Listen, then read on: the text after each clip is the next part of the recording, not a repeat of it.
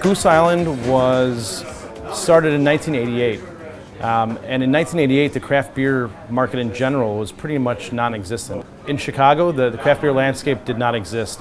So our founder, John Hall, who was an avid beer drinker, and it wasn't even craft beer at the time, so it was just, he loved imported beer. He'd go to Europe on these beer trips. And the story goes, he was flying into Chicago, opened a Sky Mall, and heard about some guy in Colorado opening a brewery, and he kind of thought to himself, well, I love brewing, and I don't really love my job, and he went into, the brewing business. So in 1988, Goose Island was created. What started off as a small local brewery in Chicago is now international. We're in all 50 states and all over the world. I was pre-med in college, and pretty much on an internship in Australia decided that I needed to drink better beer, and I brought with me a Pier 1 beer journal and pretty much tasted every single beer I could possibly find in Australia. Took the labels off the bottles, stuck them in the book, and then wrote about them. I had just started homebrewing too, so I wanted to see what different qualities was on the market and other types of beer that were out there that I can impart into my homebrewing. And then I got back from that internship and switched majors to microbiology. And then my senior year, I designed an internship with a local microbrewery to pretty much study yeast. So I worked on propagating, purifying, and preserving different yeast under different medium.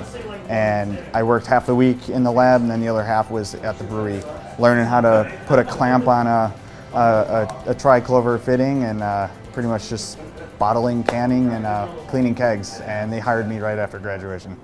I'm a food guy, so I love sharing food. I love making food and feeding people and kind of seeing what people's reaction is to what you make. And beer's the same thing, whether it's making homebrew and seeing what people think, or I travel around the world now and I pick up beer from everywhere, and it's just great to bring different beers and share those, finding beers that you really like. My favorite thing is being able to share that. So then you see the enthusiasm everybody else has, that reaction that they have to this beer. I almost feel like it makes that beer taste even better, because I could say X beer has 5 different flavor profiles that I really like, and I give it to Tim and he'll come up with another 5 different. So then you've got this story now, and you've got this beer, you've got this connection, and it's just super exciting to see how people react to beer in general. When I started homebrewing, I was pretty much I never went with a recipe. It was literally just following really what my gut told me, what hops, what spices, what yeast I need to use. I'd go to the homebrew shop and literally flip open a book, I want to make this style. All right, well, this malt is in this typically, this yeast is used here. And then gradually, as I got more and more immersed into the professional brewing scene, it was more recipe driven. There was more strict, guidelines for what that beer would qualify as. And I've kept that innovative side behind, and gradually it's correlated to what I do now.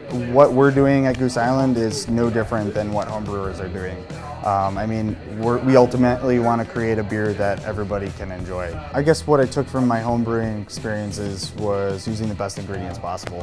When I was homebrewing, we had access to a giant yard, and pretty much I planted and grew everything that I brewed with.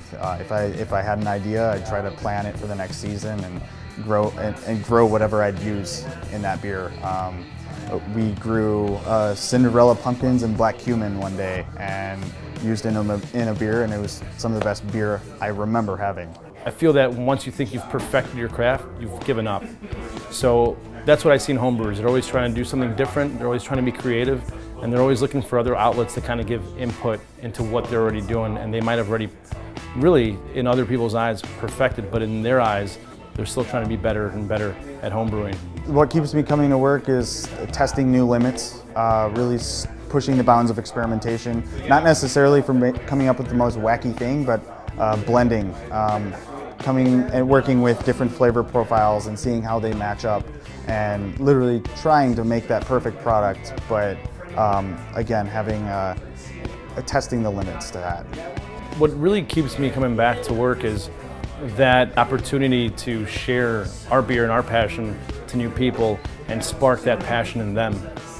We really care about what we do and the beer we make, and it's in every one of us.